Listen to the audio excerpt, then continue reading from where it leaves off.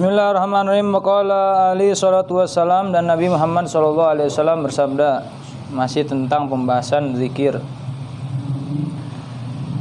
Jaddidu imanakum, perbaharuilah oleh kalian iman kalian. Kalau Habib Haddad itu kalimatnya pasti banyak jadid. Kayak wudu, udah wudu suruh tajdid lagi. Jaddidu, ini kan hadis Nabi Muhammad SAW yang menerangkan bahwa perbaharuilah iman kalian. Upgrade bahasanya. Karena iman kita ini setiap hari semakin luntur. Jadi sebagaimana iman kita luntur, kita pun harus punya penangkal untuk ataupun pemikiran untuk menaikkan pangkat atau kinerjanya si iman tersebut. Ditajdid lagi, diperbaharui lagi, di-upgrade lagi. Qalu, maka bertanya para sahabat, wa kaifa nujaddidu imanana? Bagaimana caranya kami mengupgrade atau memperbaharui iman kami? Kata para sahabat. Qala Nabi SAW, maka Nabi Muhammad SAW bersabda, aksiru, maka perbanyaklah oleh kalian semua wahai para sahabat, min qauli, daripada mengucapkan la ilaha illallah, tidak ada Tuhan selain Allah. Jadi ketika iman kita berkurang, merasa kita nih iman nih kok semakin hari semakin berani menentang Tuhan, semakin tidak percaya dengan Al-Quran, semakin ini, semakin itu, semakin jauh lah intinya dengan Allah, maka tajdid, buru-buru kita sering membaca kalimat tauhid la ilaha illallah, maka ibaratkan itu kita dicas lagi itu hati, dicas, di-upgrade lagi sampai kita selalu ingat kepada Allah Subhanahu wa ta'ala. Waqala alaihi salatu wassalam, dan Nabi Muhammad SAW bersabda,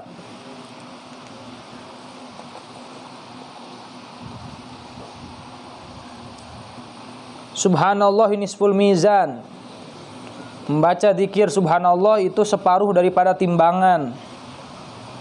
Timbangan kan bulat nih, bulat itu jadi separuhnya. Jadi kan nanti kita di akhirat punya timbangan nih. Setiap kita baca subhanallah tuh timbangan kita tuh sebelah langsung penuh tuh dengan kalimat subhanallah. Walhamdulillahi tamlauhu, dan kalau kita zikir membaca alhamdulillah, alhamdulillah tamlauhu, memenuhi mizan tersebut, timbangan tersebut. Wala ilaha illallah, dan apabila kalian membaca zikir la ilaha illallah, laisalaha, tidak ada laha bagi la ilaha illallah, dunallah, kecuali hijab, dunallah, selain Allah hijabun. Jadi ente sama Allah itu tidak ada hijab, langsung berjumpa dengan Allah Subhanahu wa ta'ala. Mau timbangan-timbangan langsung panggil Allah Subhanahu wa ta'ala. Itu faedahnya. Subhanallah. Makanya kan setiap sholat tuh baca 33 kali tuh. Subhanallah, subhanallah 33, alhamdulillah 33, Allahu akbar 33. Dan baca la ilaha illallah itu tidak ada batasannya, terkecuali nanti kita bisa berjumpa dengan Allah tanpa hijab. Kan kalau subhanallah hanya ada batasan, ada hadnya itu loh. Ya, ada hadnya, ada batasannya itu. Batasannya itu ketika kita membaca kalimat zikir subhanallah, maka timbangan kita penuh sebelah. Ya kan? Kemudian ketika kita membaca walhamdulillah, itu timbangan kita penuh. Tapi kalau la ilaha illallah tidak ada batasan, tidak ada batasan setengah timbangan penuh, tidak ada seluruh timbangan kita penuh, akan tetapi kita langsung berjumpa dengan Allah Subhanahu wa taala tanpa ada hijab. Ya kan, pertemuan ibaratkan gini. Pertemuan secara tidak langsung, kayak model di telepon kita bisnis dengan seseorang. Itu beda kejelasannya dengan langsung bertemu dengan orangnya.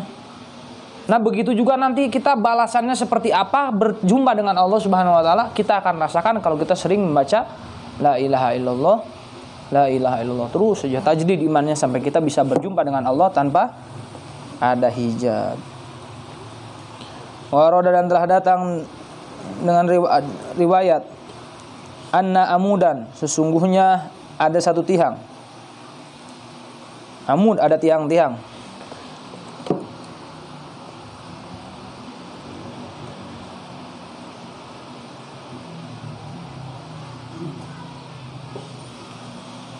Min nurin, daripada cahaya. Jadi ada tiang tapi terbikin dari cahaya. Bayangkan indahnya seperti apa ya. Kalau kita tiang-tiang bangunan-bangunan mewah aja dibikin seukir begitu masih di dunia seperti itu, apalagi cahaya. Cahaya itu lebih bermakna daripada tiang kadang-kadang. Coba ente dari kegelapan, ada rumah bagus mewah, tapi gelap, enak nggak? Nggak enak, kumuh, nggak enak itu. Nah ini sekarang ada satu tiang yang Allah ciptakan daripada nur. Waqifun, dia berdiri, tegak gitu berdiri. Baina yadaillah, di hadapan Allah Subhanahu. Ini jangan berpikiran Allah itu bertempat, bukan. Ini perumpamaan saja, perumpamaan saja. Jangan, awas ente bisa musyrik ente. Bisa murtad ente. Fa idza qala al-qail, apabila ada yang mengucapkan al-qailu, orang yang mengucapkan la ilaha illallah, kalimat la ilaha illallah, ihtazza zalikal amudu, maka bergoncang itu yang namanya amudu, tiang. Jadi tadi di dalam hadis ini, di dalam riwayat ini, bahwa ada satu tiang yang menjulang tinggi di hadapan Allah Subhanahu wa taala, yang mana ketika ada orang membaca la ilaha illallah, tiang tersebut dari terbikin daripada cahaya. Nah, ketika ada orang baca la ilaha illallah, itu langsung goyang itu.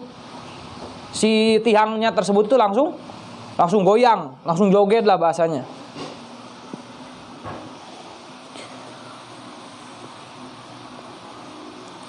Fayaqulullahu ta'ala, maka Allah Subhanahu wa taala berfirman, uskun, cicing maneh, diamlah wahai tiang. Karena namanya udah goyang-goyang bahayalah. Ada orang bawa motor goyang-goyang pasti bahaya.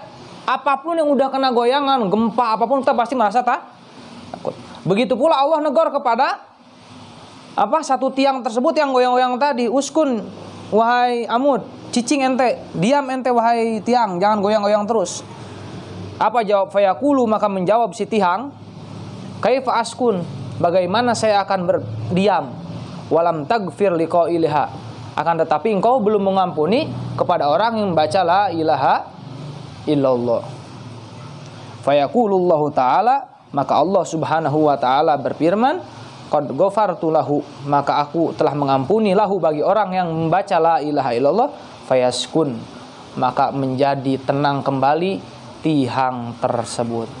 Jadi ceritanya ini ada satu tiang yang menjulang di hadapan Allah Subhanahu wa ta'ala, yang mana setiap hamba ketika membaca la ilaha illallah, ini si tiang tersebut goyang. Dan goyangan ini sampai ditegur oleh Allah gitu. Hei, ente jangan goyang-goyang terus. Ketika ditegur jangan goyang-goyang, si tiang ini malah protes sama Allah. Bagaimana saya akan berhenti menggoyangkan sedangkan engkau belum mengampuni bagi orang yang membaca la ilaha illallah. Jadi selama kita membaca la ilaha illallah, maka seketika itu kita akan terus mendapatkan ampunan pasti daripada Allah Subhanahu wa taala. Nabi Daud di dalam Al-Qur'an kan ada tuh, ya Daud basyiril mudibin wa ana aghfiru dzamba, kan seperti itu kalau nggak salah. Kalau nggak salah seperti itu ayat Al-Qur'an. Kabar gembirakanlah kepada orang-orang yang berdosa bahwa sungguhnya aku telah mengampuni dosa-dosa mereka. Basyiril mudibin wa ana aghfiru dzamba. Wahai Nabi Daud, beri kabarlah kepada mereka-mereka orang yang berdosa bahwa aku telah mengampuni dosa mereka. Nah, ini sekarang kita membaca la ilaha illallah satu kali saja, arsy itu goncang, dan berarti ini adalah ucapan ataupun dalil yang pasti ketika orang meminta ampun sama Allah, pasti Allah akan ampuni dosa orang tersebut. Innallaha ghafurur rahim. Sungguhnya Allah Subhanahu wa taala pasti mengampuni dosa-dosa hambanya walaupun sebesar apapun, itu pasti itu. Jadi intinya ketika kita membaca faedah, daripada salah satu faedah membaca la ilaha illallah, kita pasti akan mendapatkan ampunan daripada Allah Subhanahu wa taala. Jelas. Warodaidon, dan datang riwayat juga, innal abda, sesungguhnya seorang hamba, idza qala, apabila dia berkata atau mengucapkan la ilaha illallah, kalimatut tauhid, la ilaha illallah, tiada Tuhan selain Allah, lam tamur, maka tidak akan lewat la ilaha illallah ala sayyiatin, kepada keburukan fi sahifatihi, pada catatan amal orang yang mengucapkan la ilaha illallah tadi, illa mahatha, kecuali la ilaha illallah tersebut menghapuskan catatan buruk yang ada di dalam catatan amal kita. Jadi kan kita punya catatan amal buruk nih. Contoh, si fulan telah mencuri ubi pagi hari.